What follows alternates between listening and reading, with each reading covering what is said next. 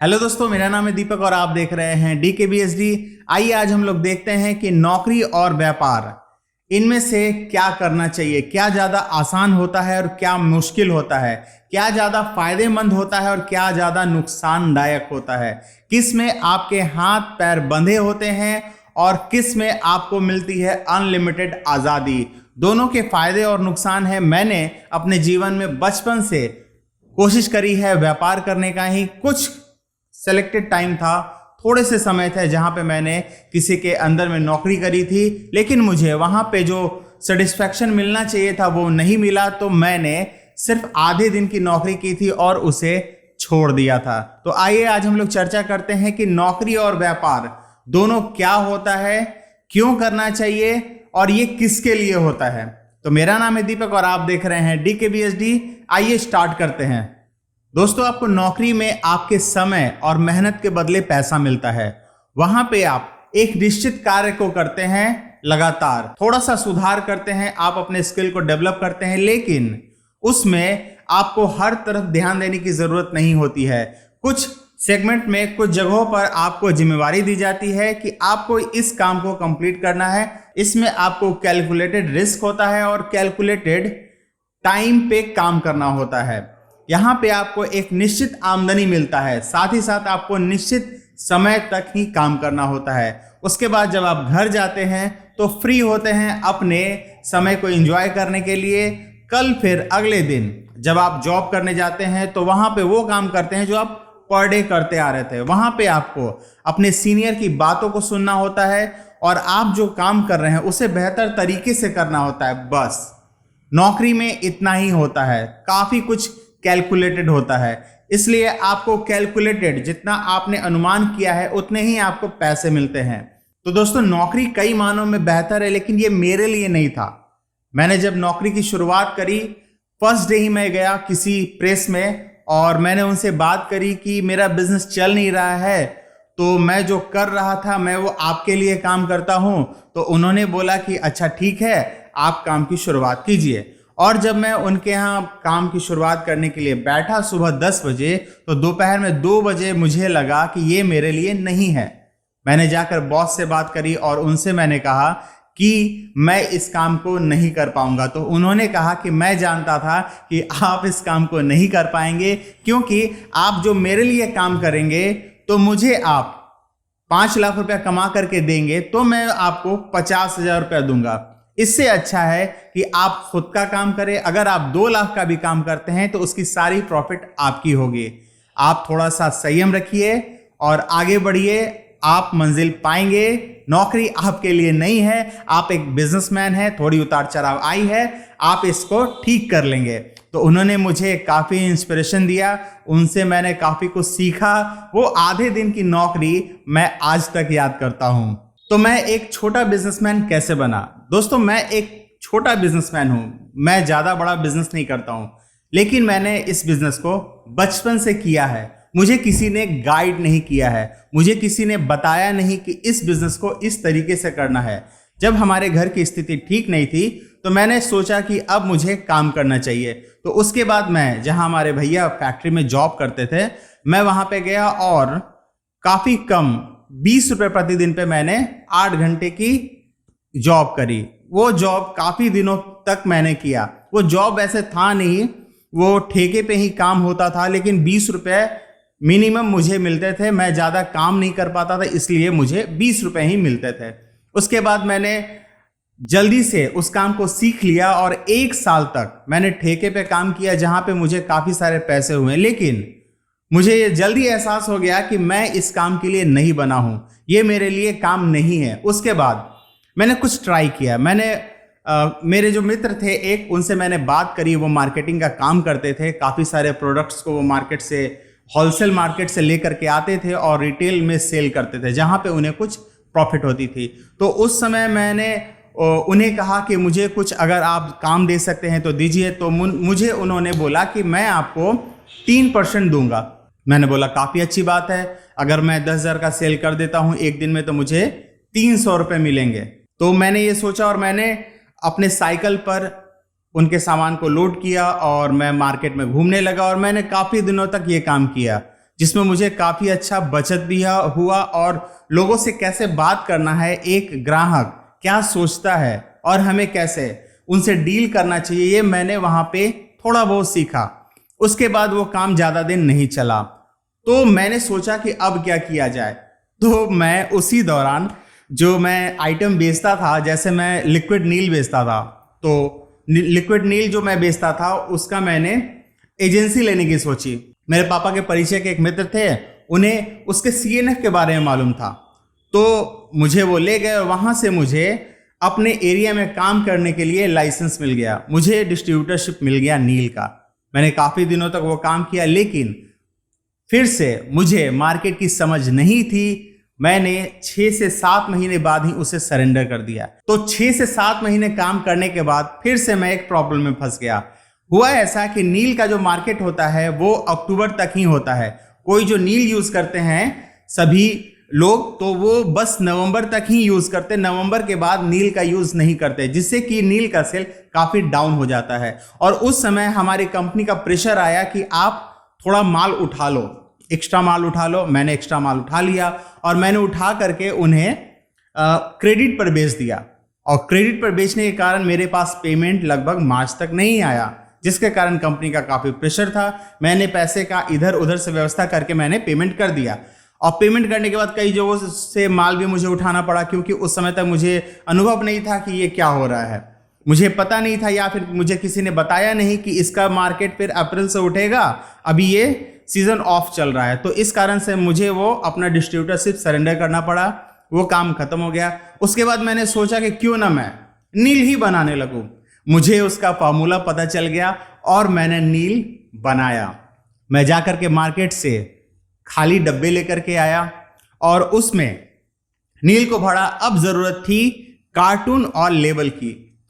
उस समय जब मैं लगभग 2000 रुपये में 50 डब्बे नील बना लिया, 50 डब्बे दोस्तों, 2000 रुपये में मैंने 50 डब्बे नील बना लिए।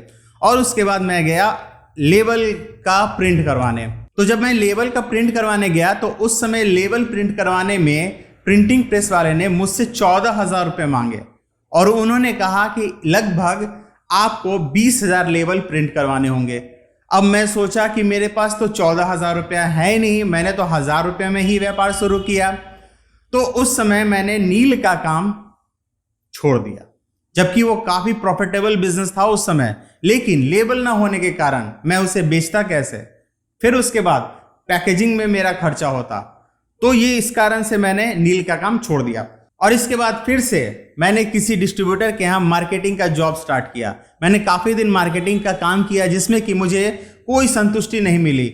ज़्यादा मेहनत होता था और पैसे कम होते थे, पैसे मिलने में भी काफ़ी समय लगता था। तो मैंने फिर से सोचा कि क्यों ना मैं खुद का ही काम करूं, लेकिन मुझे कोई ऑप्शन मिल नहीं रहा था। इसी दौरान मेरे भैया के एक मित्र कहते हैं कि चलो मार्केटिंग का काम तो तुमने बहुत कर लिया, चलो ये भी मार्केटिंग का ही काम है, लेकिन ये बिजनेस है। तो उस समय मुझे मिला एक बिजनेस, मेरा प्रिंटिंग का बिजनेस, और मैंने उसे स्टार्ट किया। तो उस बिजनेस को मैंने जब स्टार्ट किया तो काफ़ी स्ट्रगल हुआ। मुझे बहुत सारी बेसिक चीज़ों को सीखना पड़ा, जिसमें मुझे बहुत सारा समय लगा। दोस्तों, ये प्रिंटिंग के बिजनेस वाली स्टोरी काफ़ी इंटरेस्टिंग है, जिसे मैं किसी और वीडियो में आपको बताऊंगा। अभी हम लोग चर्चा करते हैं कि एक बिजनेस क्या होता है, बिजनेस को कैसे करना चाहिए और बिजनेस में क्या क्या चीजें होती हैं। जैसे हम लोगों ने अभी चर्चा किया कि नौकरी में क्या क्या करना होता है। एक कैलकुलेटेड वर्क करना होता है और आपको एक कैलकुलेटेड पैसा मिलता है, जिसमें आपको कैलकुलेटेड मेहनत करना होता है, कैलकुलेटेड टाइम पे मेहनत करना होता है। आप थोड़ा सा ऊपर नीचे करते हैं, लेकिन ज्यादातर समय आपका तय होता है कि इतने काम करने हैं, इतने पैसे मिलेंगे, इतने मुझे समय देने होंगे, बस इससे ज्यादा नहीं होता है। लेकिन बिजनेस में आपको हर काम करना होता है। अगर आप एक मशीन चलाने में एक्सपर्ट हैं तो आपको मार्केटिंग की भी नॉलेज होनी चाहिए, फिर आपको मटेरियल की भी नॉलेज होनी चाहिए, आपको अकाउंट्स रिलेटेड नॉलेज होनी चाहिए, पूंजी कैसे लाए ये जानकारी होनी चाहिए, ग्राहक को कैसे देखें ये पता होना चाहिए, लेबर मैनेजमेंट पता होना चाहिए, अकाउंट्स को मैनेज करने का आपको पता होना चाहिए। यहां तक कि आपको जरूरत पड़ने पर आपके बंडल को उठा करके जगह पर पहुंचाना भी पड़ सकता है, आपको उसके लिए भी तैयार रहना चाहिए। दोस्तों बिजनेस नो लिमिट एफर्ट के साथ काम करता है। वहां पे आपका टाइम फिक्स नहीं होता है, आपका मेहनत फिक्स नहीं होता है। आपको अनलिमिटेड वर्क करना पड़ता है, अनलिमिटेड सोचना पड़ता है, अनलिमिटेड पॉसिबिलिटीज क्रिएट करनी होती हैं। आपको हर तरीके से सोचना होता है, तब जाकर के आप एक छोटा व्यवसाय भी कर पाते हैं बेहतर तरीके से। बिजनेस में आप ये नहीं बोल सकते हैं कि मेरा टाइम पूरा हो गया है, अब मैं इस काम को नहीं करूंगा, या फिर ये काम मेरी जिम्मेवारी नहीं है, इसे मैं नहीं करूंगा। आपको हर वो काम करना पड़ता है जो वो बिजनेस मांग रहा होता है। हो सकता है कि आपके स्टाफ 1 घंटा पहले चले जाएं, लेकिन आपको हो सकता है कि आपको रात भर काम करना हो। इसका मैं एक छोटा सा एग्जांपल बताता हूं। एक दिन रात को मैं पूरा दिन का काम खत्म करने के बाद घर गया और घर पे जाकर के मैंने देखा कि एक मेरे मोबाइल पे मैसेज आया। उसमें लिखा हुआ था, जो हमारे एक ग्राहक थे जिन्हें माल भेजना था, वो बोल रहे थे कि आपने क्या बस में माल लगा दिया। मैं सोचा कि इनका माल क्या था, तो मुझे ध्यान आया कि वो माल हमारे घर पे पड़ा हुआ था। मैं घर पे जैसे ही पहुंचा और मैंने कपड़ा चेंज किया, नॉर्मल ड्रेस में आया, उस बंडल को अपने गाड़ी में डाला और चला गया रात के 10 बजे बस में डालने के लिए। रात के 10 बजे मैं जा करके उस बंडल को बस में डाला और उसका डिटेल्स अपने ग्राहक को दिया। अनलिमिटेड वर्क करना पड़ता है। रात में मैंने 1-1 बजे डिजाइन बना करके अपने क्लाइंट को सेंड किए हैं और उनसे मैं अप्रूवल लेता था। और वो हमारे बहुत सारे ऐसे क्लाइंट हैं जो काफी अच्छे हैं, उन्होंने रात के 1-1 बजे मुझे उसका करेक्शन रिप्लाई किया।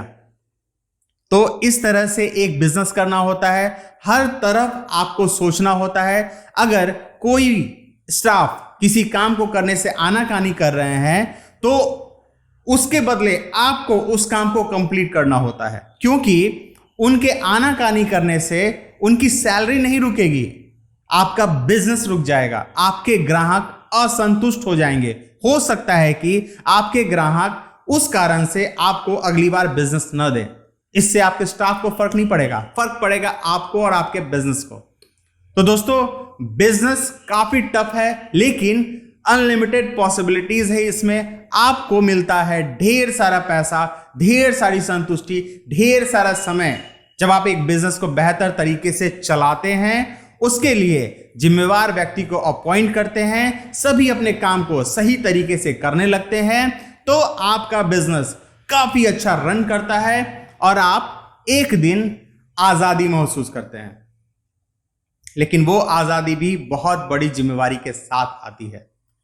तो दोस्तों बिजनेस काफी टफ होता है, जॉब भी टफ होता है, लेकिन उससे कई ज्यादा बिजनेस टफ होता है। एक छोटा बिजनेस भी जो करता है उसे बहुत सारी चीजों का ध्यान रखना होता है। तो दोस्तों मैं इस चैनल पर आपको लगातार ये बताते रहूंगा कि क्या क्या चीजें ध्यान रखने की हैं और बिजनेस में क्या क्या रोज नए बदलाव होते जा रहे हैं, किन किन चीजों को ध्यान रखना होता है और हमें क्या क्या नई नई चीजें सीखनी चाहिए जिससे कि हमारा बिजनेस और बेहतर हो सके।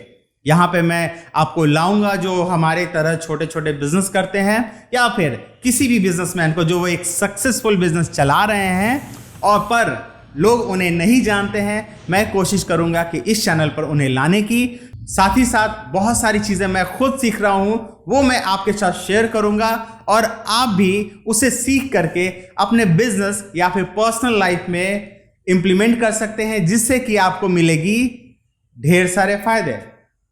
तो दोस्तों बने रहिएगा हमारे चैनल में। अगर आपको ये वीडियो पसंद आता है तो लाइक कीजिएगा।